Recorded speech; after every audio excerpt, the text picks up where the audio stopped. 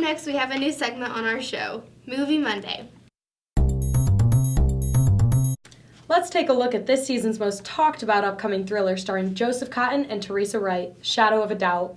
Yes, of course, Kylie. The new Hitchcock film is being called a masterpiece by critics. It takes place in the 1940s, in a world where all seems grand. The innocent Charlie, played by Teresa Wright, is elated to have her Uncle Charles visit their beautiful small-town home. There is only one problem. He is not who he appears to be.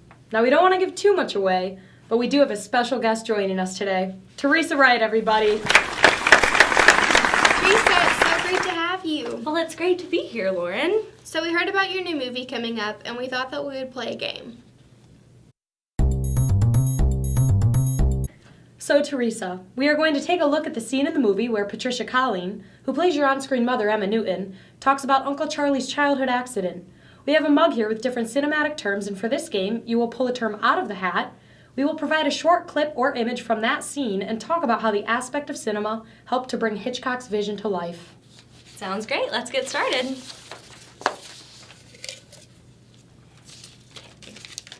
So I pulled out props. Let's watch the clip. Oh, you haven't finished unpacking. I'll do that for you. Where's Charlie? Oh, she's running around the house as though she'd lost her mind. She thinks everything needs fixing. But what I wanted to tell you was that you're not the only celebrity in this town. The whole Newton family is going to be in the limelight. What are you cooking up? Well, a young man called this morning, said his name was Graham, and he wants to interview everybody in this house. Interview everybody? What he said, he's been... So I was not part of this scene, but the props and how they're used are very telling of the characters that are working with them, I think.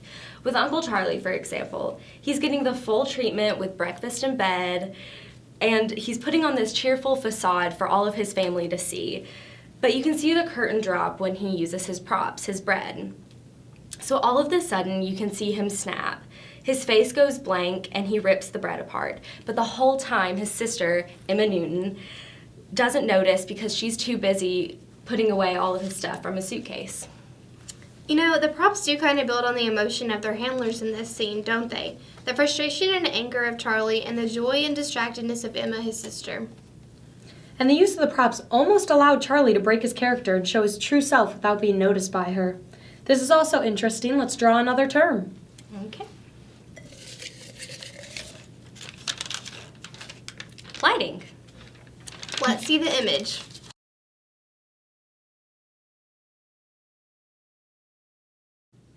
Oh yes, the lighting. So for this scene, the lighting was coming in from all different angles because of all of the windows on set. Hitchcock was very keen on mine and Patricia's faces being completely covered in light. But however, for Joseph's face, who plays Uncle Charlie, his face was always half covered in shadow. It seems very fitting for the scene for him to be in the dark, especially when only half of his face is visible and he was expressionless. It really shows a visual representation of his split personality.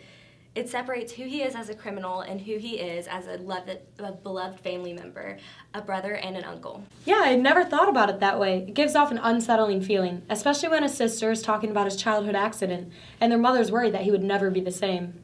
It makes you wonder if he is the same or if the accident did change him, maybe just in a way his family couldn't see. Time for the next one.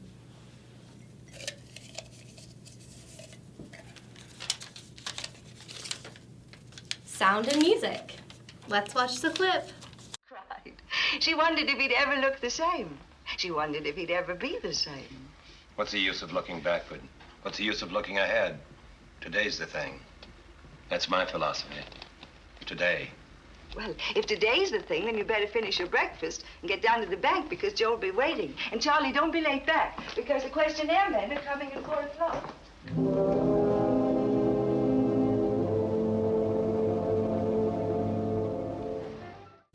So I have to say, the sound and the music from this film made me so excited. One thing that I think Hitchcock did very well and that really stood out to me was finding power in silence. So during this clip, you can see that the characters were deep in conversation, while for the most part, you don't hear any sound or music. I think this is one of the best ways we could have built up the suspense in this scene. This conversation taking place was so deep and so important that the lack of music really helped you focus in on that. When the music finally does stop at the peak of suspense that has all been building up the whole entire time, we all just gasp. I know the suspense building up really caught my attention in this scene, especially with the silence. For me, this really showed how bothered Uncle Charlie is by the news that the men are coming to interview the family.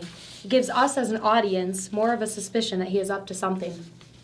Yeah, I really agree with that. It shows the emotions going on in his head. I wonder what he could be hiding. Time for our last round.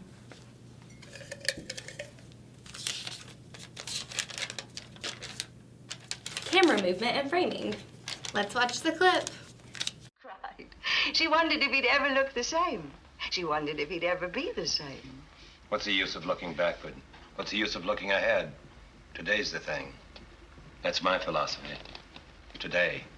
Well, if today's the thing, then you better finish your breakfast and get down to the bank because Joe'll be waiting. And Charlie, don't be late back because the questionnaire men are coming at 4 o'clock.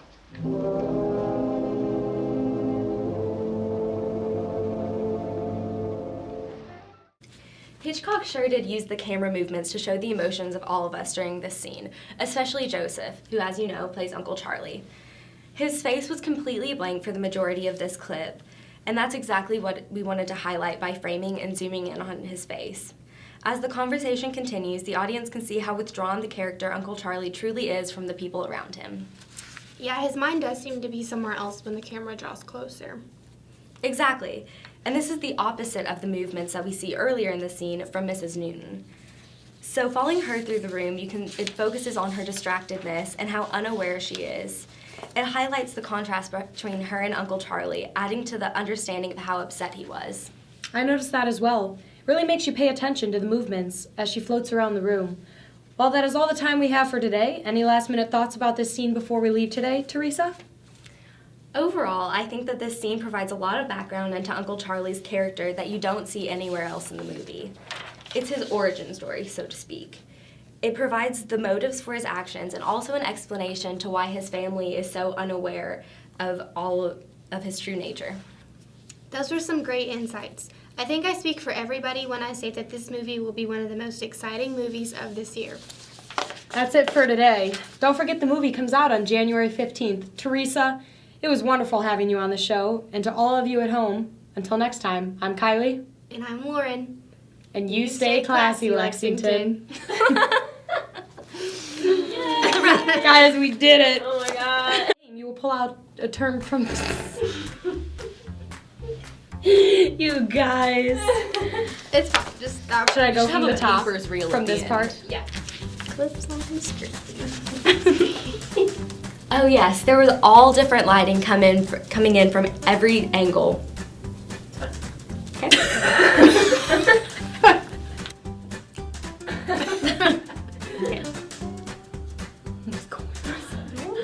God. Okay.